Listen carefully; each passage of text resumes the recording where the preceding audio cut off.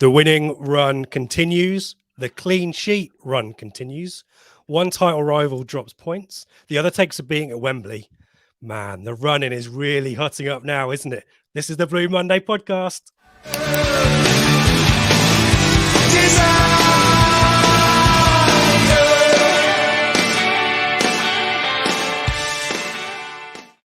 Hello and welcome to the Blue Monday podcast discussing Ipswich Town up or down since 2015.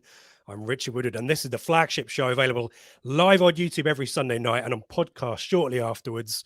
We are live tonight. We want to hear from you in the chat, but joining me to keep a lid on things, guys. We're keeping a lid on things now. We're not. Seb Brown, Dave Diamond. Seb, we'll start with you. You were at Derby on Saturday. Have you come down off Cloud 9 yet, or are you still buzzing? No, mate, absolutely buzzing. I've spent my entire day rewatching the highlights. I've watched the 10 to 11 minutes of Rams TV highlights. Yeah. I've watched all the Twitter clips of the full-time whistle that the club put out and that people put out in the stands. And yeah, still on cloud nine. We still won though, amazing. Yeah? We still won 2-0, yeah? Yeah, an amazing away day.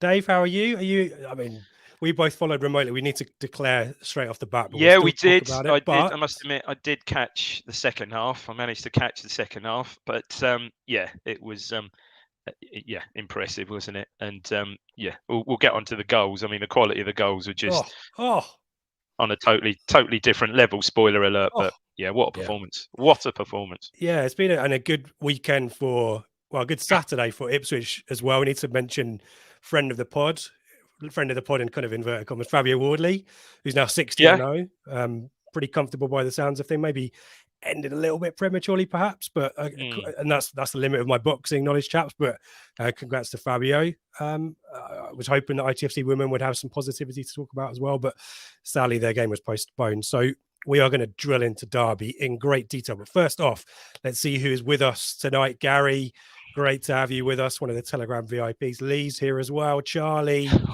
here we go. I love how the table looks now. Bluey, I need to find odds for us winning all the remaining games. The Joe Fairs special, Bluey, that's what that is called. Charlie McKenna has done some seriously impressive management since the gloom of the Rovers game. I mean, even Cambridge as well, Charlie. Chris is here. Dan is here. Michael, good morning from Brisbane. Ashley, evening. Lost my voice yesterday. Only just getting it back. What an amazing away day. Mullet is keeping a lid on things as well. Nice and reasonable from Mullet. Keep it toned down, Mullet. That's the way. Mark's here. Wow, Baron's here. We've got some good numbers here. New names. Neil's here as well. Yeah. Will, thank you, folks, for joining in. This is great. We'll definitely hear from you throughout the show. Give us your thoughts, either on Derby ahead of Wickham, if you want to as well, on Fabio Wardley, on Plymouth v Bolton, guys. That's where Ben was today, hence why I'm stepping in. Dave, you've got a finger up. Yeah, I think before we forget, also big congrats to our colleague Joe and Mrs. Joe, yeah, of course. Mrs. Fairs as well. He did absolutely brilliantly and ran the I think it was the London. I think I get this right. The London Landmarks. Was it half landmarks? Yeah. Was it half? I think it was half marathon. So absolutely brilliant for a great appeal. Tommy's appeal, which is absolutely superb appeal. So brilliant stuff, Joe, and Mrs. Joe, Mrs. Fairs as well. Brilliant. Mrs. Joe as well. Yeah, good shout. And Joe proving it's a marathon, not a sprint, guys. There you go. Segue. That's why I'm in the host chair. Kurt, good to have you. Stephen here as well. Half marathon. Yeah. Romeo's very excited. Blue heart there. We love that. Gary's super excited. Gary, very generous on the super chat. As we always say, thank you, everyone. If you want to do that, you can do so via the live chat. There's a super chat button there, but we just love a thumbs up. So please support the pod by providing a thumbs up. Subscribe if you haven't already. And thank you to the folks on Facebook as well. Tom and Stephen have done a thumbs up there. So do that as well. But Gary, thank you so much. Zorak, dare we believe we are I'm the wrong host for this show. I'm the wrong host. Let's move it on. And thank you, everyone, for joining in. We're trying to speak to as many of you as we can. Thank you. There's people from Brooklyn all over the place. We're grateful that you're with us. But let's get on to business, guys. 30,000 odds at Derby, Seb, amongst the 3,000 in the away end. And I struggle to remember whether I've spoken to you both about this or just one of you. But haven't we been lamenting the lack of opportunities for one Greg Lee? And Dave, he's in the team.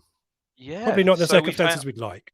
No. So we found out pretty much just before kickoff, well, obviously 2 o'clock, that Leif Davis had picked up a knock, and Greg Lee. I mean, I think we've all said that, had it not been for, Davis has been absolutely outstanding, pretty much since game one. Thinking about game one, but he's been absolutely superb and so consistent. So Greg Lee, who I think when he's played hasn't let us down whatsoever, and a great player in his own right.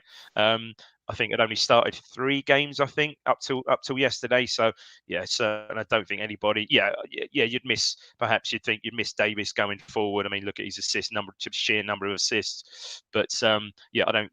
As a replacement, I don't think anybody amongst us had any qualms at all about Greg Lee, and so it was proved.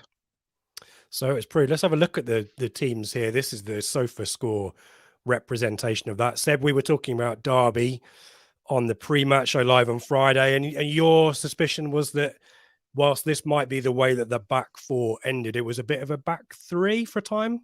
That's how I saw it at kickoff. Yeah, I sort of clocked it when it started for the first kind of 15, 20 minutes. And then I was listening to Warren's post-match interview, and he did confirm it was a back 3. So it was Forsyth, Cashin and Smith were the back 3, with Rooney at the right wing back and Roberts the left wing back. So it didn't last that long, but that was certainly how they started the game. McGoldrick kind of had a free role where he could pretty much go anywhere, and like we saw when he was at us when we had Murphy up top. Obviously, you can kind of drop deep, pick the ball up, link play. Collins was kind of the main one up front, but Collins would also shift to the left quite a lot as well in that opening kind of exchange. But they, as we saw from how dominant we were, they never really got going. And I think it was about 20, 25 minutes, maybe just after the first goal, when they switched it back to the back 4, and that's how it stayed for the rest of the game. Any thoughts on the Town lineup? No surprises really. Nothing. Ladapo is probably the debate. I think it picks itself at the moment, doesn't it? Yeah. Barring injuries, absolutely. Barring injuries, of course, and we hope that Davis will be back for Wickham. But touching wood. Derby are a strange one, aren't they?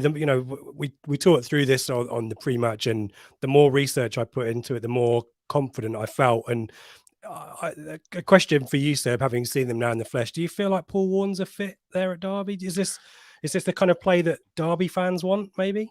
At the moment, probably not, because he's not had a chance to mould things properly, given the transfer restrictions they find themselves under. So we spoke in detail on Friday night about it. I guess if the financial implications of their misdemeanors of the past are rectified this summer, he'd probably go out and sign 2 or 3 strapping centre halves, a strapping centre forward up front to hold the ball up, and they'd become a much more recognisable Paul Wood sign. But they're doing okay. They've obviously come down with 6 professionals at the start of the season, so they were they're probably just grateful to still have a club and still be in and around it. I know they dropped out the playoff positions yesterday, but he's a proven quality manager at this level. Some of the gamesmanship and stuff can be a little bit tiresome, maybe, but they've got themselves a decent manager, and if they can recruit successfully, then I've got no reason why they wouldn't look to go back. I guess if you're thinking of if they want to be playing free-flowing, attacking football, like we said on Friday, is he the man to lead your side? Probably not. You know what you're going to get from him, and if they kind of make their peace with that to get themselves back up to the Championship, then so be it. I think I'd agree. Considering where they were in this summer, they've done fantastically well, really. Fantastically well to sustain it and to recruit the players they have done. They've done brilliantly well. Yeah, well, I mean, worth noting that McGoldrick obviously started. I guess we were maybe surprised to not see Conor Horahan in there as well. He makes an appearance, doesn't he, off the bench, but some high quality players, and Mendes Lang we like as well. So yeah, no mean feat to go there and put in the performance that we did. Seb, talk to us about the early exchanges, because it felt like Town had the lion's share of possession, but Derby a few corners, and it might be a corner that is their undoing, perhaps. Yeah, I mean, for that first 15, 16 minutes, we dominated. It's hard to kind of describe, unless you were there, how good we were, how comfortable we were. We kind of put a foot straight on the ball and absolutely dominated proceedings. Chaplin and Broadhead were causing all kinds of problems, finding space in behind him. I mean, Broadhead went on a run down the touchline. Rooney basically rugby tackled him, and we were so good, we kept the ball in play for another 2 minutes with our passing and stuff. And I think the amount of time went by, the ref didn't call him back to book him. It would have been a booking anywhere else on the pitch. But we were so comfortable, so in control. Derby then force a couple of corners. They were dropping them right underneath the crossbar. He kind of punches one behind, and it's a bit of not sure about that one. And then he comes confidently, claims the next one in the 17th minute, and then Broadhead is off. It's an absolutely fantastic goal. If you saw prime Messi Barcelona score this kind of goal, you'd be purring about it, because it was absolutely stupendous. The throw out from Walton is superb. Broadhead it's very much like Burns away at Bolton. He's on the touchline. He's flying down the wing. He sees Burns in space. Lovely little skip to set himself. Floats the perfect ball over. I'm sure I've heard Dave say on the Flagship before how good Burns is in the air. He just kind of waits for it. The power of the header and the precision of the header to pick Chaplin out, because Corey Smith is right there. Chaplin, first time chest control on his right foot, rolls it home, 20 for the season. What was it, 16 seconds between Walton catching it and the ball being in the back of their net? Absolutely phenomenal piece of play. They all run to the corner flag in front of the Town fans, bar Walton. We go absolutely crazy, and it was fully deserved because we had completely dominated, and it was just an absolutely superb quality goal. Dave, I'm going to get your thoughts on this as well, because I think McKenna kind of talked about, even McKenna was kind of talking about this as being a kind of textbook counter-attacking goal. But I want to give massive credit to Christian Walton. I think he was our player of the month in the end for March, wasn't it? But the throw, we talked about Broadhead's pass into Burns, which, as Seb has said, perfectly flighted, perfect pace on it.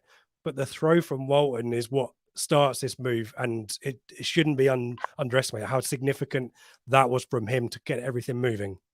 Yeah, as you know, I'm bang on about watching Town now for bloody hell 50 seasons plus, perhaps, given my age way there. That is one of the best goals of its type I've seen us score ever. Unbelievable goal. Just the sheer how clinical it was because don't forget, just as you say, like 30 seconds before, Walton was right under the pump from that corner, and Seb's right. If you look at it back, he doesn't really. It's weird how he manages to sort of fist it away and fist it up and over the bar. Is it really on angle? Or Superman? He kind of gets. It shouldn't be critical. He kind of gets away with that, and right through the game, clearly, and we'll get onto this after half time. McGoldrick is just all over him, every single corner, pretty much all over him. That's the way. But it's just clinical. You're right. The throw in, he just finds space, does it? What I like about it, if you watch it back, as soon as he gets the ball, Burns goes there, Chaplin goes straight, Broadhead goes there, and as Seb said, it's ridiculous. The bit of skill that Broadhead, the skip he puts in to set himself for the crossfield ball is just, it's ridiculous. It's ridiculous. And then it's just class. You say, I saw, I think, a comment on the Derby forum, perhaps bad defender by Smith. He was just unbalanced. No way could you defend that. The cushion header was back across him from Burns, and Chaplin. Once he's there, he just gets it out of his feet, doesn't he? Squares up the keeper and rolls it in. As a goal, I don't think I've seen us score a better. I don't know. I just almost lost for words on that goal. It was so good. Seriously, I agree, Neil. Goal of the season. You won't beat that for a goal. And I thought, in the last 3 games, we scored similar goals, really. But okay, not the massive crossfield ball. The Burns charge down from in the Bolton game. The move, the Chaplin. The Clark Chaplin Burns move for the Hurst goal in the Shrewsbury game. Just you can't defend that. You can't play against that. You can't. No, we also said, didn't we? We mentioned that Fleetwood had caught them out a few times on the counter attack as well. Yeah. So that plays right into our strength at the moment as a team, doesn't it? But there is no weak part of that move, is there? It's all pinpoint. I mean, honestly, the bench, and I heard you hear McKenna talk about it afterwards. I think he just can't believe it, can he? I mean, it's just perfect. It's almost, it is. It's a perfect goal. It's an incredible goal. And I'm now rapidly coming round to Ben's sort of example of Town pre-Broadhead and post-Broadhead. I think he's that important to us now. Yeah, definitely. He was. I don't like to use the term unplayable. I know Ben will be screaming when he watches this, but he, in that first 30 minutes especially, he had them on toast. I mean, there's a bit just after the goal where he's on the touchline. He sort of comes inside Rooney, beats 2 or 3 more in the box. Drops his shoulder, puts a couple of them down. He can't quite get his shot off because they're kind of diving in. They could not deal with him in the slightest. He was absolutely phenomenal, and he's probably, after Chaplin, named number 2 on the team sheet, I'd say, at the moment. I think he is. I've never known an international break, I hope this doesn't rebound on us, to almost be so perfect. These 2 have come back. Burns was absolutely flying yesterday, back to his Burns of last season, probably. And Broadhead, I mean, the confidence, just from the goal, as he said, he's on the same pitch as Modric, or I think Modric may have still been on, maybe he wasn't, I don't know, but against Croatia, for goodness sake. So the confidence these lads came back from, from those 2 games, certainly Broadhead contributing 2 games, Burns didn't get on in the second. Their confidence is just sky high, and it just runs, you can see it just runs right through the team. And it's coupled with the amazing run of clean sheets and wins as well. It's kind of all coming, it's all coalescing at the right point. We need to very quickly say thank you to Kirk on the super chat. Very much appreciate that, Kirk, since I confidently predict on here that we would miss out on the playoffs. We've won 7 in a row, Kirk. Well, we're all doing our bit one way or the other, Kirk. So thank you very much for your support. If you've got other examples of ITFC team goals like that, I mean, it's not just a team goal, is it? It's just the incisive nature of every component. The calmness of the finish by Chapman as well, which is not to be underestimated, because we certainly have players maybe in the last few seasons have been put in that position and maybe, don't get it on target or just hit it straight at the keeper. So Chaplin, we'll talk more about him in a second as well, but we've got a confirmation Modric did indeed play, says Romeo. Yeah, I thought so. I thought he went off a moment before Broady scored. Yeah, I thought he wasn't on the pitch, Romeo. Yeah, that's right. But even so, yeah. But Mook Saucepan here, welcome to you. We haven't conceded when Luongo starts. I mean, Seb, talk to us about the end of the first half, because it felt like largely game management, or there moments in there that... The first 30 we completely dominated. We had a chance shortly after the goal where Broadhead was on the corner as he was kind of whipping them into the near post, and there was one where he went short to Morsey, but I think they kind of misread it a little bit. But suddenly Clark is there. Obviously we know he's a confident lad. He's going to score one of these this season, I'm convinced. He lets fly. Wildsmith kind of pushes back into the danger zone. Chaplin can't quite get the the power behind the header to direct it goalwards. But yeah, for the first 30 it was just more of the same. We were so comfortable at the back. I have to mention Burgess yesterday. I thought was absolutely outstanding. Every time, he's mentioned Burgess as well. Yeah, his play on the ball. When he's got the ball at his feet now, he's so comfortable. That it shows what a great job McKenna's done with him in the last kind of 12 to 15 months or so. But we were very, very comfortable. Derby then did wake up a little bit. Obviously, after the goal, they were kind of a bit shell shocked, and they made the tactical change. Like I say, it went back to the 4. That's how I saw it, and they kind of pushed Mendes Lang up a lot more against Leeds to try to take him on and beat him each time. And it ended the first half with that chance by McGoldrick where he hits the side netting, and that was a bit of a let-off. It was the first kind of chance they created. Mendes Lang goes past Greg Lee to the touchline, whips the ball back. McGoldrick's running in at the far post unmarked, and thankfully his heading hasn't improved from when he was with us, because he was never a great header of the ball. I'm not quite sure if it's on target, it's a goal. Walton's not going to get there. Yeah. But obviously, he hits the side netting. That's a big let-off. We kind of all breathed a sigh of relief. And so there was a little bit of a delay in the away end scene. They thought it was the other side of it. We thought we were at the other end. We thought it was in. The Derby fans, the noisy Derby fans, were to our side behind the goal. They all thought it was in, and then as soon as we realised, because McGoldrick's kind of give it the old way. Yeah, very much so. So that was a let off. They came strong in the last 10, 15 minutes of the half. They came back as you'd expect. They're the home side. They're doing okay this year. They've got a very good record at Pride Park, as we discussed on Friday night. Obviously, was it 40 points we said from 19 games or so? So they are a good side at Pride Park, and they came back into it. But we rode out the half pretty comfortably. That McGoldrick header aside, and went into half time full of confidence. And the restart, though, Seb, starts with this moment of awkwardness, and I guess we'll put this to the chat, because either you believe it's an offside, or you believe it's a foul, or is there a gunman on the grassy knoll, or someone got a third theory on this disallowed goal? I need to mention, by the way, that one of the lines, is it assistant referees, is what we're supposed to say, assistant referees, was called Richard Woodward, by the way. Did you clock this? I saw your tweet. Yeah, I saw your tweet. So I can neither confirm nor deny whether I was at Pride Park. I certainly wasn't in the away end, but maybe I had my flag up at 46 minutes. Seb, do you want to talk to us about this? Were you looking at it? Yes, right at it.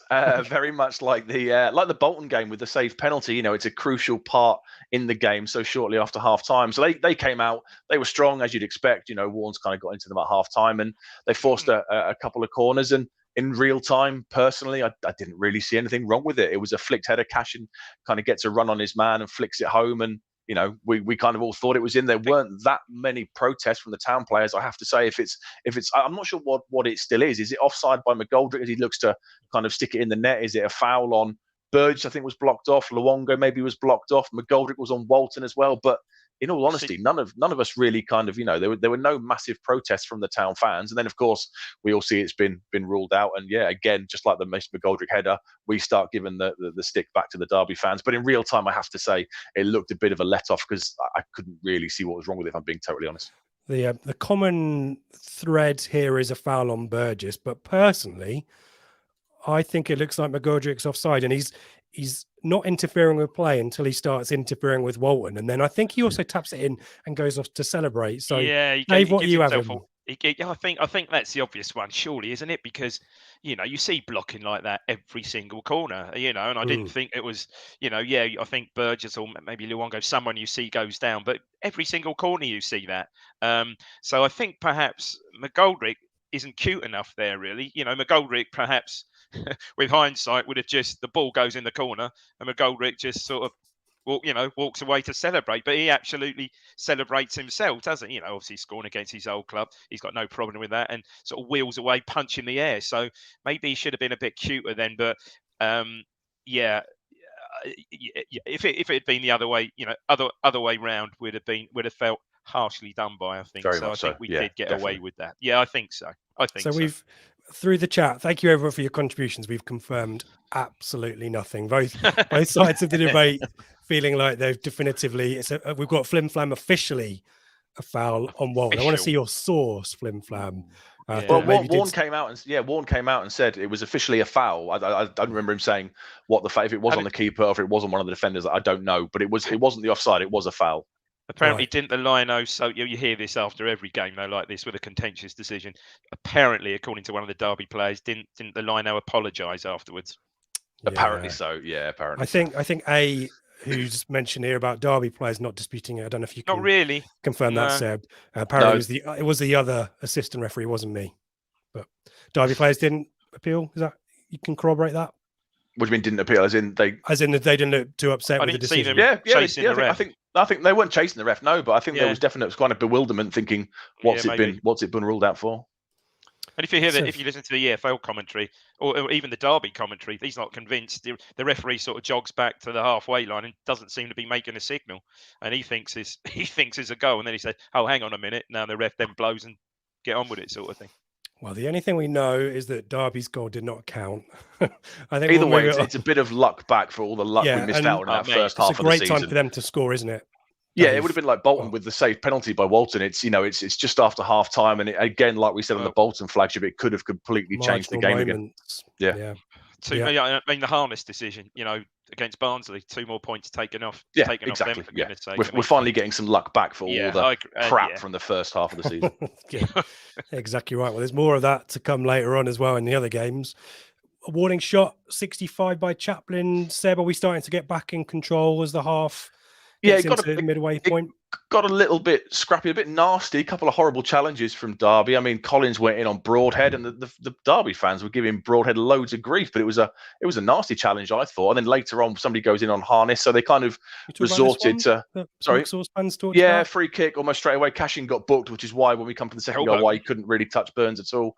I'm not sure it was a sending off. It'd been a hell of a big call to send off a player after 2 minutes. It was a kind of one on the edge of the box. I guess maybe he'd led with his elbow. I didn't notice that in real time. I have to say it was a free kick we were given, and he was booked. Cashin was kind of playing on the edge for the remaining 95 minutes if you include all the injury time and stuff. But yeah, we had the chance from Chaplin, kind of gets it onto his right foot after a surging run from Morsey and a good ball into the box, and fires it straight at the keeper. And the game just started to turn a little bit again. Derby weren't really creating much at all. Like with the penalty at Barney, going back to it, like the penalty at Bolton, the disallowed goal kind of seemed to knock the stuffing out of them a little bit. And like we said on the flagship, on the pre-match, given the age of their squad, the energy levels kind of naturally started to drop from them as well. Warren tried to make a few subs to try and freshen it all back up again, but yeah, we were still pretty comfortable, I'd say.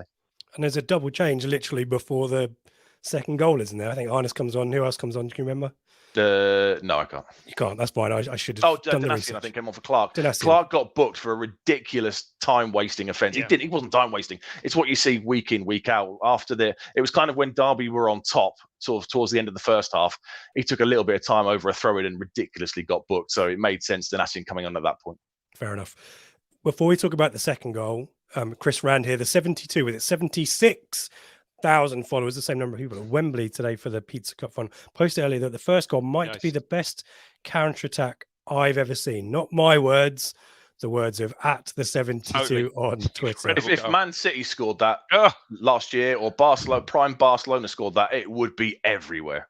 Yeah, it was that good. Yeah. Let's we need to put a huge amount of praise on Sam Morsy for getting through to Shrewsbury, and after Shrewsbury without picking up that next yellow card. He's got through this game without a yellow card as well, guys. But what a ball. You mentioned that Morsy being involved in the move out for Chaplin's goal as well, Seb. But Dave, Morsy's lovely. Is it outside of the boot as well? Might be left foot, isn't it? It's a reverse pass. It's even better than that. So I think it's a big overhit cross from the right from Derby. Burns, I think, beyond the far post, beyond the penalty area, sort of wins kind of a first header, and then he wins a second ball and sort of volleys it forward. Whether it's intended for Morsy, I don't know. And then it's brilliant. And then it's the same as the first goal. As soon as Burns plays that ball forward to Morsy, he's gone. He's absolutely gone. And Morsy doesn't even have to look. It's such a great weighted pass, isn't it? So he's almost reverses. So the ball comes across him and almost reverses the pass to Burns just inside the Derby half. And I mean, he looks Cashin's running in sand, isn't he? He's absolutely can't live with him. Yeah, just unfortunate. He doesn't well. Yeah, I say unfortunate again. What a goal that would have been if he finishes it under Wildsmith. Got to give props to Wildsmith there. Really came out well. Good block. And then this is just absurd, isn't it? So it goes back behind Hurst and probably for an angle, sort of, I don't know, 3 or 4 yards to the right of the penalty spot. He doesn't take a touch. He just sets himself, swivels, and just fires it in the top corner. That is someone said on the Telegram group, reminiscent of a Marcus Stewart playoff finish, and it was that again. Is that good? Again, the lad's got so much confidence. Just a brilliant finish. Yeah. Some chat here about Morsy, how Morsy didn't get carded when it got nasty at 78 minutes. I'll never know.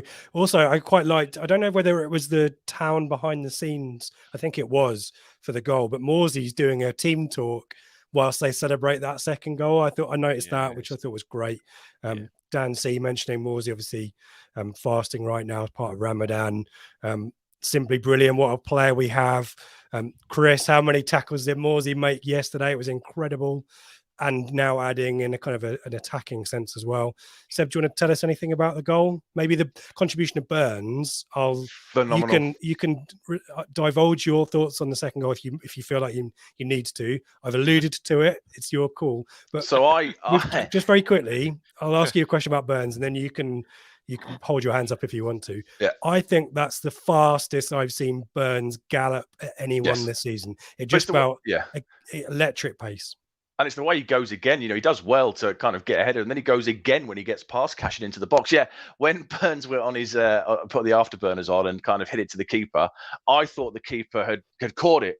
So I swore and went like that to the ceiling, and then suddenly everyone's going nuts. So I had to ask my mate who I was with and said, what happened? And he said, oh, yeah, the keeper spilled it. And then the Hurst kind of swiveled and fired it home. So I didn't actually see the second goal in real time because I was kind of doing one of those, one of those up to the sky kind of moments. But phenomenal second goal. I mean, the quality from Burns, the no-look pass from Morsy is absolutely outstanding. I mean, if you want an example of muscle memory and, formations and patterns of play, there's your one of your best examples. Yeah. He knows where Burns is going to be. And, absolutely phenomenal. He did, Mullet's right. Didn't Burns that for us against Fleetwood. He did on the last day of the season, didn't he, in the sign-off game for Chambers and for Scoos, probably why we signed him in reality. But, absolutely phenomenal, and that killed the game. At that point, it was dead. Derby were offering very, very little. Energy levels had noticeably dropped. A few lovely touches and flicks from McGoldrick, who's still got it, but the legs have really gone now. I mean, I think the legs had gone when we kind of, we let him go, but now they've really gone. But apart from a few flicks and stuff from him, they didn't really threaten us at all. David, thank you for the €10 super chat. Very much appreciate your support. As always, here on Blue Monday. Thank you so much for that. Please do give us a thumbs up if you're watching as well on YouTube. Great numbers. Keep your thoughts coming. We'll come to your thoughts and questions shortly. If you put a Q at the start or something else to denote it's a question, we will do the League One roundup and we'll get your thoughts. We definitely want to hear from you folks, but some really positive chat in here and some really great insights from folk who were there as well, which is really helpful. And Gary's asking the question I think we're all thinking, Dave, do we is there a deal in place to sign Hurst on a permanent? I guess probably. I think there was chat, wasn't there, as some kind of activation clause? I don't think worryingly though, he's his home club are in dire straits, aren't Wow. they? Oh, no, They'll we be don't hoping for a want new that. manager bounce, won't they? We don't. Yeah, hopefully. That's a weird decision at this stage, if you ask me. But yeah, yeah, they could well. I mean, you'd think not, but they're in the bottom three for a reason. They're not scoring goals; they're conceding. So, yeah, that would be the caveat, that his home club Leicester by somehow getting relegated, and then he's a championship. He's good enough to play in the championship. You would think there'd be a big offload there, and someone they'd certainly consider. Unfortunately, yeah. But great finish, wasn't it? yeah. So patient. He's got 2-3 players on the line, is it? With these 3 finishes in the last 3 games, just Yeah. off the charts, just Cracking ridiculous. Goal. Cracking the goal. finish against Bolton, the header against Shrewsbury, and yesterday, it's ridiculous finishes, all of them. And it's not just the goals as well. The way he runs. I mean, there were some calls around me for sort of subbing him about 5 minutes before the goal, because he puts that much effort in by leading that press. As soon as whichever centre back is in possession, that's clearly the trigger, he just goes, and he goes for 60, 65 minutes. Sometimes the ball wasn't sticking with him, but he won his fair share of headers. And the amount he puts into games as well, not just the goals in the last few games, is absolutely phenomenal. He's a top class player, isn't he? And you can see why we wanted him all summer long. It was clear why he was the main target now, because he's looking brilliant. And like last season when he started scoring for Pompey, it looks like he's up on a little bit of a run.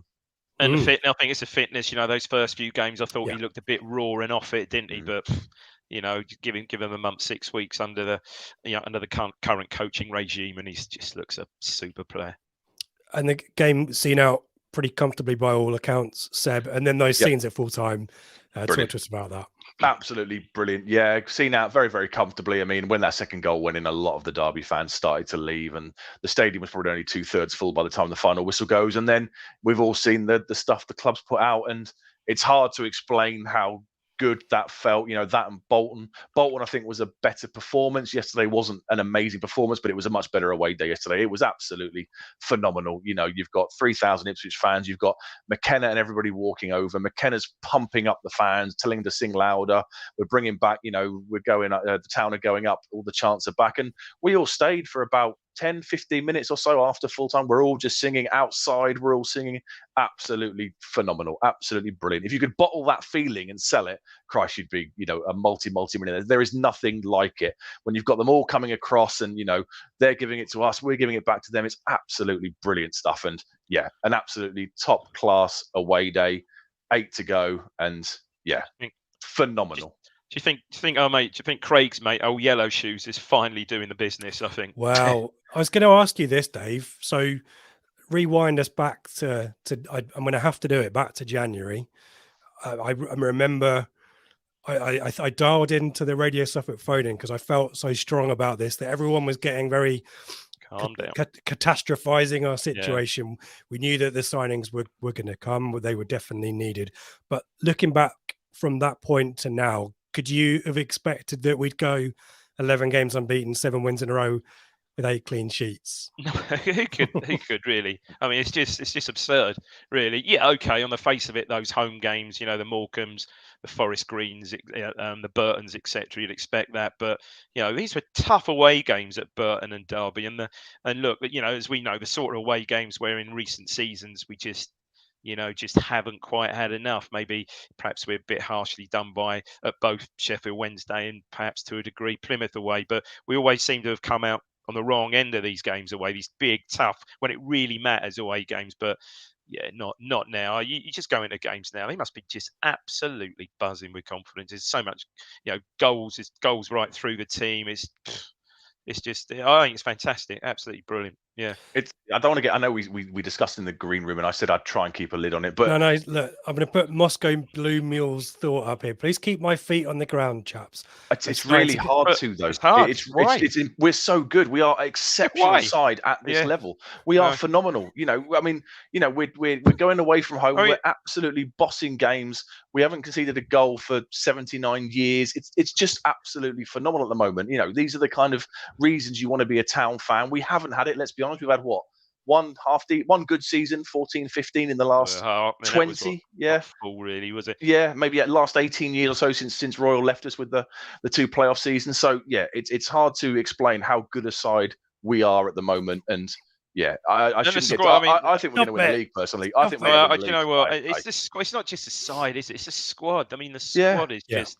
You look at the bench yesterday; it's just absurdly good, isn't it? And we can relate to them again, and they can relate to us again, and it's you know it's phenomenal. It's brilliant. Right.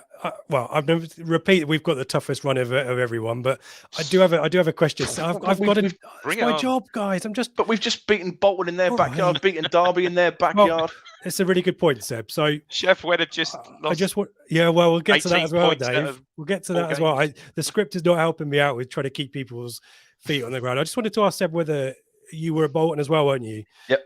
There's a different strategy in these away games, particularly against tougher opposition. Bolton and Derby, both games where the home side have had more possession, and we seem to have countered them very rapidly. And you know, the XG is something that we quite like here on Blue Monday, but the XG bears out that we deserve the win. But possession-wise, it's something we've dominated.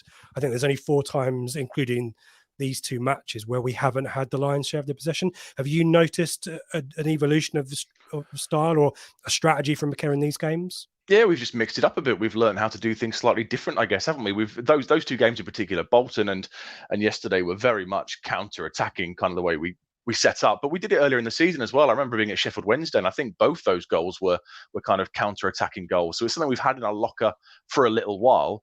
We're just using it now to we're just using it now to full effect, you know. And when we've got the players of the confidence and the quality of the likes of Broadhead and Burns, who are so direct with the ball, who've got so much pace and good quality close control, we can punish teams this way. You know, I guess we always know we've been the best we've been this season is when we move the ball really quickly, either from back to front or we're kind of, you know, passing triangles and moving quickly up the pitch. The times we've struggled are when we kind of got very little movement, and when we're kind of, you know, slow with the ball and kind of lackadaisical. In the last couple of games, we haven't been doing that. We've been moving the ball so quickly, and given the quality on both flanks and the desire of somebody like Chaplin, who always wants to get on the end of things, then counter-attacking goals are going to be a natural consequence, I think. Yeah, Zorat making point. All 4 goals were counters. Chris is also coming back from my standpoint. It's not getting carried away. I don't know what's going to happen or whether we'll get promoted, but let's celebrate a run that almost none of us have seen in our lifetimes here. And it sounds cheesy, and it will sound corny, and we've all said it since the game changer guys come in. But they've completely changed everything. They really have. I know it sounds cheesy to say we've got our club back, etc. But you see those scenes at the full-time whistle, and it's really hard to disagree with it, let's be honest. There you go. Well, I've got nothing else. Even I'm trying to find someone's talked about goal difference. Even our goal difference is superior to everyone else around us. It's worth an extra point, isn't it? It's worth easily. Yeah, so it really is. So there you go. Right, there's plenty of questions, so let's rattle through the League One roundup. Worth mentioning, prediction show is still available at the moment. Ben, Craig, and Joe, the only members of the team who confidently predicted the win. I know, Seb, you changed your position live on the pre-match show, but that's still available. You can see what we think the run-in will look like, and you can now know who to trust and who to not trust. Pre-match show, we'll figure out when that's going to go out. We also got Wickham and Cheltenham in quick succession, so there'll definitely be pre-match content for those matches. We'll just figure that one out. Same with the Flagship show. Should be back next Sunday, but we'll check out Blue Monday ITFC.co.uk for all the information, including joining Telegram. Continue the debate after the show over in Telegram. We'll be definitely doing that. Get some merch if you want to get some Blue Monday branded goods. You've got 4 hours until the promo code for 20% off runs out. But Blue Monday ITFC.co.uk is where all of our bits and pieces are. Do come and join some shows coming up this week ahead of, well, we'll certainly know where we stand after the Easter weekend, won't we? Right, let's quickly deal with League One. We mentioned it right at the top. Seb, did I not say Lincoln are very good against the top 6 away from home? Who doubted me? Which of you? I didn't predict it, obviously, but let's put the scores up on the screen there. Lincoln getting that point at Sheffield Wednesday. Wow, guys, no one really saw that one coming, did they? Who wants to talk about that one? No, a shock, especially with Wednesday going 1-0 up with a goal from Smith. Stockdale, had a bit of a mare, pushes one back into the danger zone, and Lincoln tap home. And okay, they rode their luck a little bit. I think Wednesday had one off the line towards the end from a header off from Smith, but they're in a hell of a wobble, aren't they? Is it 3 points from 15? I think that's right, isn't it? Yeah, 3 points in the last 5 games. What an awful run of form there. And I don't know who they've got over Easter. I've not checked that far in ahead to see who they're playing, but the way they're going Oxford at the moment, you wouldn't have that much faith in them at all. Oxford away. Oxford away. fighting. Oxford got a point off Peterborough at the weekend, so yeah. Yep. So Dave, if you want to get your form back on track and you're at home, the team you want to face is Morecambe, isn't it? I think so. Yeah, I think. Yeah, again, I think Devontae Cole scored. I think 5 minutes in, it was 1-0, so it was only going to go one way that game. Did Barnsley, fair play to them, did what they had to do, bounce back. I think. Unfortunately, coming up, I think Morecambe figure a little bit next Friday. They're not away, but they're at home to Plymouth next Friday. So local derby. Plymouth off the back of a 4-0 drubbing in the Pizza Cup as well. And your thoughts on that? When that psychologically, that's got to have a factor, isn't it? Yeah, I mean, Schumacher was going to talk it down, but I think we all thought that. I know you mentioned it on a Telegram group, Rich, that you thought that Schumacher would be giving them the old proverbial hairdryer at half time. Well, if he did, it certainly didn't work. It was 3-0, literally 5 minutes in. So, I mean, that game could have been anything. Well, one they could have probably should have finished with 9 players, and that could have easily been 6, 7. Yeah, not good. Really not good. We mentioned Peterborough getting a point at Oxford. That's probably Peterborough. I think that was still enough to take them into the top 6. The 4 teams in the league, ironically, right now, apart from us, Barnsley and Peterborough, I think, are Cheltenham and Charlton. And Charlton, Macaulay Bond finally off the score on the score sheet. Who saw that one coming? I mean, we sat and did the pre-match show a couple of weeks ago for Shrewsbury, and didn't they have one of the best defensive records away from home in the league? It was, that was a hell of a stonking free kick for that one as well, for the opening goal by, I can't remember who scored it, but the Charlton player, really, really great free kick. But that was a bit of a coupon buster, I'd suggest. And obviously great for Macaulay Bond to finally get his goal. Yeah, nice guy. It's been a while, isn't it? And Wickham denied by a late goal by MK Dons, who are dragging themselves away from the danger. And probably, I mean, Wickham on Friday is going to be, we'll talk about that obviously in the pre-match show. But are they starting to get, let's have a look at the league table. Seb's doing his partridge show. Fine, don't worry about it. Revamp affairs. Here's the league table, guys. Whatever. Look at Wickham a little bit. Only one win in the last 5. Not heading in with great form, are they? It's not blinding form, is it? No. But a game in hand on Sheffield Wednesday and 2 points behind them. So mathematically in our hands. Who'd have thought 2 weeks ago that after this string of results we'd be 2 points behind Sheffield with a game in hand nonetheless. I mean, it's just ridiculous, really. They were 8 clear at one point, 8 clear with 2 games in hand. They were absolutely coasting it. And Ben, I remember Ben making a point, I think, after the Barnsley game, didn't he? Said, it's almost a free hit for Sheffield Wednesday. Barnes, perhaps they deserved a point, bit harsh the 4-2, but they'll put Forest Green away and they'll put Lincoln away and Cheltenham as well, I think, and all will be well. Well, oh dear, 2 points out of those 3 games, totally different complexion. And I went on Al's talk and had a little look around, and all is not well. Like Wrath of the Barclay, Norwich fans. Wrath of the Barclay, very miserable in understandably 7th position. I mean, can you imagine losing to a team in this top 2? Yeah. Well, not just that, but can you imagine if the shoe was kind of on the other foot? Yeah, indeed. Right, let's go to your questions. If you put a cue at the start of it, we will come to it. Apologies if there's a lot of chat tonight. So thank you everyone for being part of it. Really appreciate it. As we mentioned before, do give us a thumbs up. Do give us a subscribe. We're here every Sunday night talking about Ipswich Town, ideally in these positive terms as well. But if you put a cue, we'll try and come to you as soon as we can. Start with Tom. We've talked about Plymouth's stuffing. Do you want to mention anything more on that one, guys? I think we've dealt with that. We hope that will be the case. But Plymouth have got a knack of bouncing back, haven't they? Said when they. Well, the home form is just ridiculous, isn't it? So I don't know what their kind of home fixtures are, but they're pretty much all bankers given how they've been all seasons. So I wouldn't expect anything from their kind of their interestingly enough, their next home game is against Lincoln. Oh, there you go. I know they've got Exeter and Shrewsbury away, haven't they? It might be consecutively towards the middle of the month, maybe. I've just got a feeling that might be a pivotal weekend.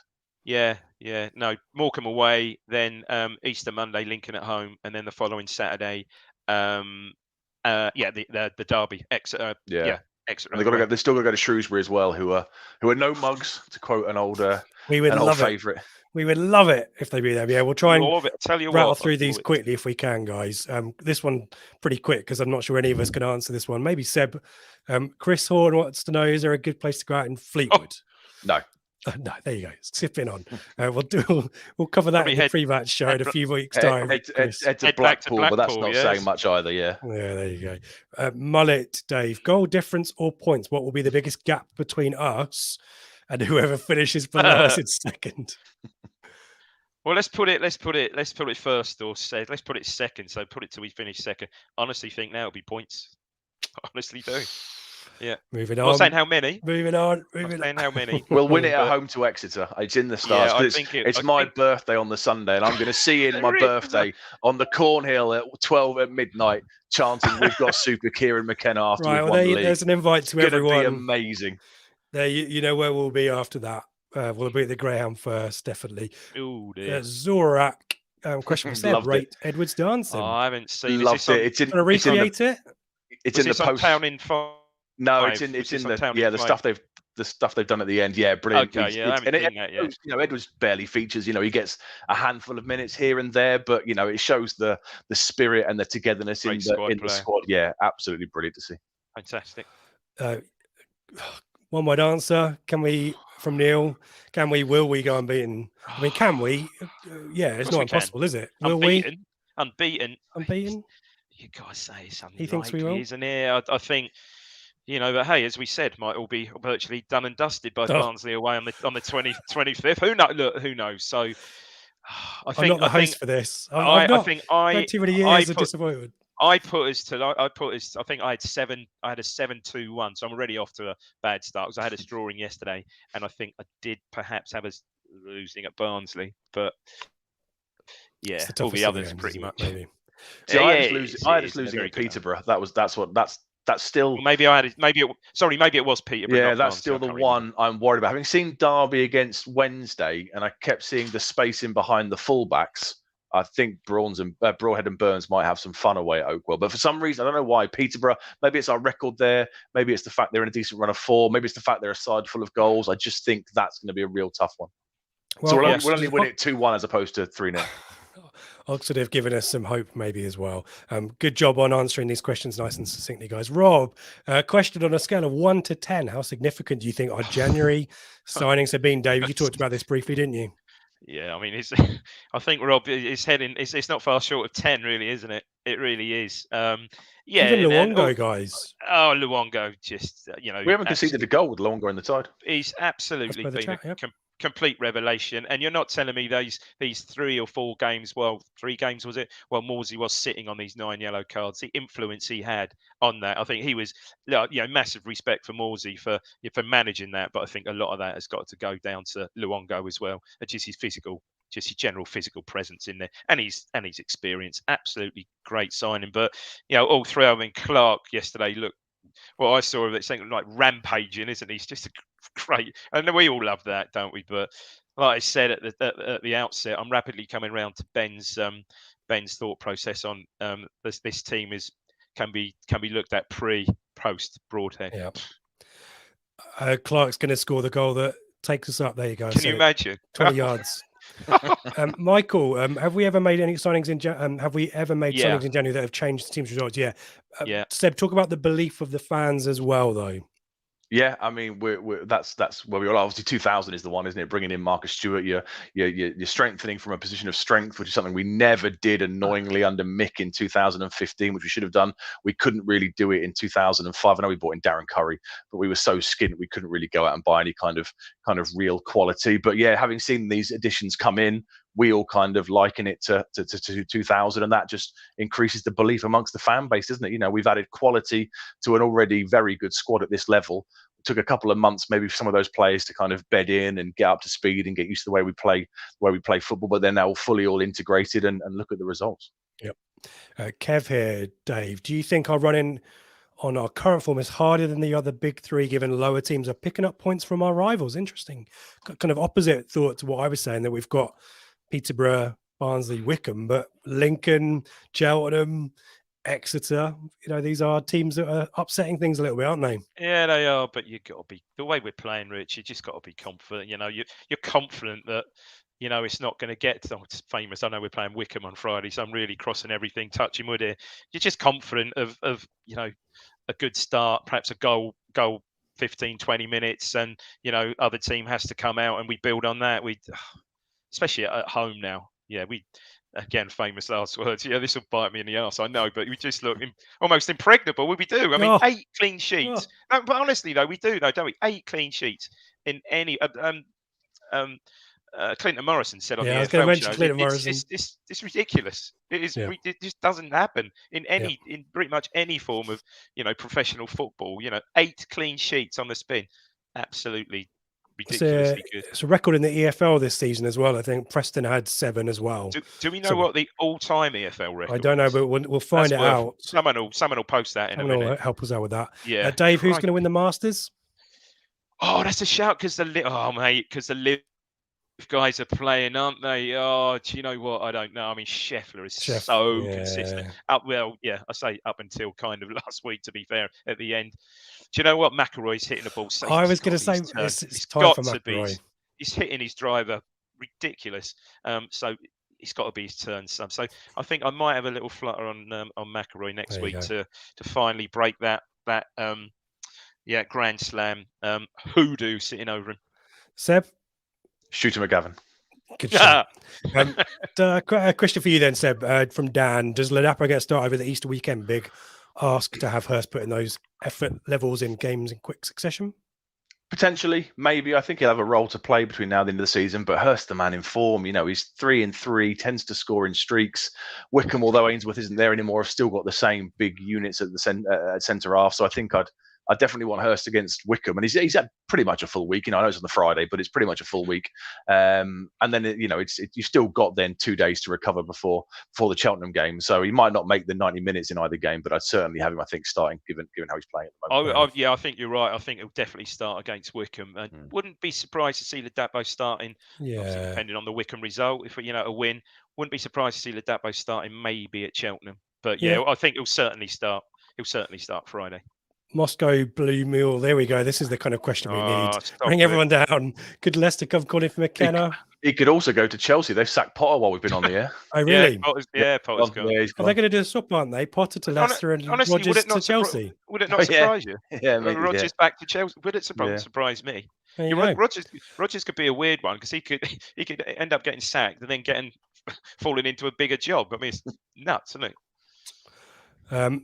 Do you keep your questions coming? If you put a queue at the start, it will really, really help me out here. We mentioned him briefly, but Chaplin now on 20 goals in all comps, isn't it? 17 in the league. Can he get to 25 goals? Asked Neil Perks. Seb. That's a big ask, isn't it? Yeah, was it 17 in the league? Was it 17 in the league? Yeah. If he scores 7 in the remaining 8 games, then we'll win the league. So we don't concede any goals, so we pretty much wrap everything up. No, I think that's a big ask. I think he'll get to 20, but I think 25 is probably a bit of a big ask. Yeah, I think you're right. Yeah. We've got another yes/no here for you, David Bergen. Our mate David always goes straight for the jugular. Will we get autos now?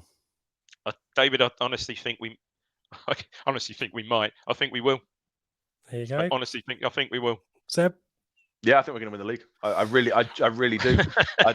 I really do. I do. It's a belief, though, isn't it? Yeah, and I've been to, I don't know, I've been to 10, 11 away games this year, and it's getting better and better. And it's just the scenes at full time are phenomenal. We're playing so well, and I genuinely do think now we're going to win the league. LJ, it's a really interesting question this, Dave. I'll come to you on this. Well, maybe I'll get your thoughts as well, Seb. Do you think going on the road to teams this stage of the season that need to attack is playing into our hands? Goals on the break wasn't so much of a thing against mid-table teams at Portman Road back in October, but absolutely Bolton and Derby, and we talked definitely spoken about the possession, which is 2 of only 4 games this season when the possession stats has been not in our favour. So very much so. Matthew summed it up, I think, quite well. Again, I think he perhaps went over the top at full time yesterday, but he said to GMAC in the studio, look, any team that tries to take Ipswich on in this league, in this form, toe to toe, are just going to get blown away. And we've got, Seb, we asked, I came to you and asked you the question about the kind of the change in approach that maybe, as Dave's saying, the less possession based, the rapid fire counter attacks. But Bolton were playing for something, Derby were playing for something, Peter Barnsley playing for something. You know, we, as much as we think that, or I feel, you're all on cloud nine. But as much as the pressure is only on us, it really isn't, is it, against these teams? So not only does that start to play, but the mentality aspect of the pressure of the game that comes into it as well, doesn't it? And Kevin Mincher, Mr. Yellow Shoes, has got a big role to play, hasn't he? I just think as each game goes by, the pressure just releases, doesn't it? Because the belief just increases. So, you know, starting with that run of home games after the 2-2 Chef went, so pretty much starting from when we went 2-0 down, incredibly. So 2-0 down, you know, sliding doors moments, they should make that 3-0. Yeah, the guy's through, and Smith through, you know, knocks it wide. That 3-0, game over. You know, going back to that, and then, you know, you start winning these games. At least I think there was 3 or 4 games that we all looked at, say, well, to have any chance, we've got to win these 4. And it just ramps up and up and up. And I think it kind of releases pressure because the belief just grows. Seb? Totally agree. Yeah, really, totally agree with that. Yeah, if we go away to sides that have to play for something and have to attack us, we will pick them off at ease because we've got so many different kinds of goals we can score now. We've got so much confidence in the side. We've got quality players throughout the team who, you know, players who can run direct with the ball at their feet and really look to damage people. And yeah, like Dave says, you know, Seb, your man of the match yesterday? But it has to be Burns, I think, for the knockdown for the first goal. That run in the 75th minute as well. He put a lot into the game, and he still has the fitness to burn past. But also, side notes to Burgess was immense, and Morsey. They were superb. To be fair, Burns must be rampaging up the assists league now. Surely that's 3 in the last 3, isn't it? All 3. Yeah. Certainly. I think it might be 4. I think it might be 4. Oh, hang on, no, what have you got? No, he wouldn't. No, of course he wouldn't have got it for yesterday, though, would he? Not the second one. He gets the knockdown one. He gets the first one. He gets one. Yeah, one for the first one. That's what I mean. The second one, no. Technically, he won't get that one. No, absolutely. It's just 3 in 3 games. I mean, he must be shooting up there, Rick. Yeah. Let me see if I can find it. So Leif Davis still leading the way on assists with 10. Where's Burns now on 9? Yeah. Told you. Yeah. 9 assists. He's hit form. He's hit form at just the right time, hasn't he? I mean, there was some debate of 6-8 weeks ago about should Jackson come into the side after Jackson was really good away at Burnley, and we kind of thought, you know, Burns hasn't quite lived up to the same levels as he did last year, but in the last month or so since this run started, Burns has been absolutely phenomenal. Again, does that not coincide with the relationship now with Clark as well? Going back to bless our friend Harry from Bath's adage, you know, what a partnership that is now down the right. The covalent bonds. Yeah, I've got Burns stats here. Yeah, assist versus Burton, an assist versus Bolton, an assist versus Shrewsbury. Amusingly, his appearances against Croatia and being on the bench against Latvia also show up there as well, Derby. So yeah, that's 3 games in a row, 4 out of 5 where he's provided an assist, guys. So on fire. Impressive stuff. And I think someone mentioned Joe tweeted yesterday that from Neil, the stat Joe tweeted yesterday was mind-blowing. Since being 2-0 down to Wednesday, we've scored 20 goals without reply. It's just laughable. It really is. That's just ridiculous. Tony Rand, evening to Tony, who I abandoned at Felixstowe earlier. Do you think match officials should give more than 60 minutes notice when calling off a game? I thought I saw Tone having a sneaky paddle near the pier in our Telegram group. I think they were, I think he thoroughly embraced he didn't waste his day in Felix, or his afternoon in Felixstowe. Yeah, David W here said, #BelieveRich. Exactly right. I need to wear my Ted Lasso shirt maybe next time around. A lot of love for what Seb is saying as well. I'm trying to time it back from 5 minutes ago. Did you say we were going to win the league or something? You did. Yeah, I think we are. I think I texted you at full time yesterday, didn't I? I think I said we're going to. I put that down to the emotion of it. Yeah, but 28 hours later, I still feel that way because, like I said earlier, it's hard to explain how good we are. An exceptional side. You know, throughout the team, you've got quality players. We look so comfortable in games. We're going away previously, the likes of, a top 6 side away from home. We'd have been like, oh, take a point here, get out of town with a point is a good result. But at the moment, teams just simply cannot live with us. And if we can't score down the left through Davis, we'll go down the right with Burns. If we don't go down the left through Broadhead, we'll go through the middle with Chaplin. We'll score a goal from a set piece if we need to. You've got Morsey and Luongo bossing games in the middle. If we do do mess up. Walton's gone back to making saves again. There is just that much quality throughout this entire 11. Positive. I genuinely do. I mean, you can clip it and hopefully you can play it when we're on the Stop Cornhill it, at It's midnight like after Exeter. Churchillian, isn't it? Like I think we're going to win the league. I really do. Never in the field of EFL teams. And we had such a good opportunity of winning the league. I mean, Seb's going to be in the water fountains in the town hall steps, guys. So come and join us. Mate, honestly. Back to it. From promotion given, are Barnsley now bigger threats for the Autos than Wednesday? I mean, Wednesday have got some serious bouncing back to do if they are to get this back on track. They really have. I mean, that is just not at this stage of the season. I mean, we all spoke about our dip, mid-January perhaps to what mid-Feb as it was. Well, no, to Bristol Rovers, mid-Feb. And we all said, well, look at these games coming up. Let's get if that's our dip, then fine. Better to have it January, Feb. It is not good to have this sign of loss of form March going into April at all. So, yeah, I mean, I don't think they've been helped. They've had some big players missing. Byers, I think, is a very underrated player, and I think I'm not sure he featured yesterday, or Windass. I'm not sure. Sorry, he may have done. I didn't notice, but they've had some misses there. But I just didn't see it. Look, Ben. Look at Ben. He said, "Yeah, okay, we'll perhaps give him the pass that game away at Barnsley." But we saw Ben on Thursday, and he was shaking his head. He said, "Just didn't see it at all." We'll do a couple more before we say goodbye. Question about Greg Lee. I think it might not be out of choice. McKenna, in his Suffolk post-match, certainly didn't know too much about the situation with Leif Davis's injury. So I guess here's Michael Warner's thought as well. With Lee in the team, do you think it gives Broadhead more space to attack? Seb, what's your thoughts on if you've got a choice of the two of them, I guess, which is what Michael's alluding to? Would you favour Lee, or is it just if they're both fit and there's no issue, you play Davis. He's been exceptional this season with his set piece threat as well. But what a great understudy to have in case he's not. Did McKenna say it was a hamstring? Is that right? Did he say post match it was?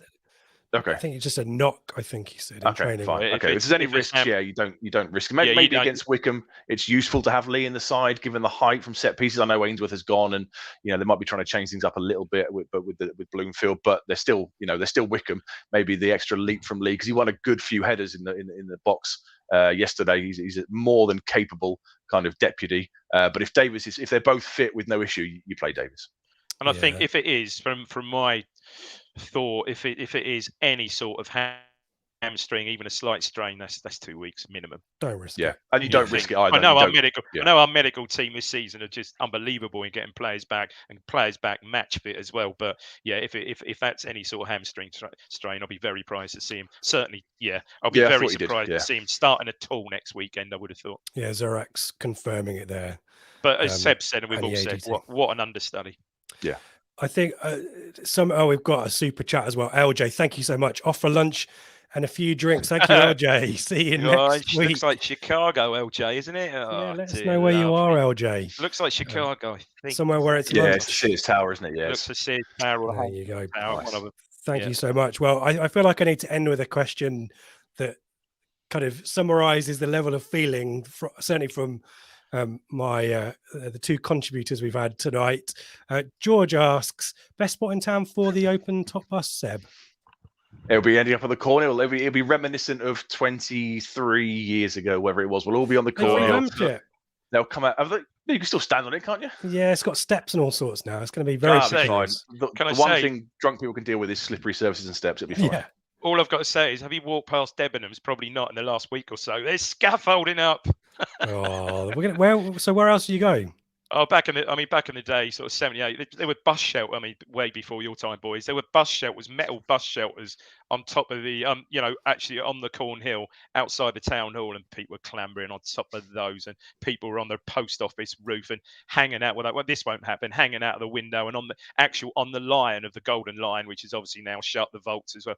So if it comes to pass, just be brilliant on it to see it again. There you go.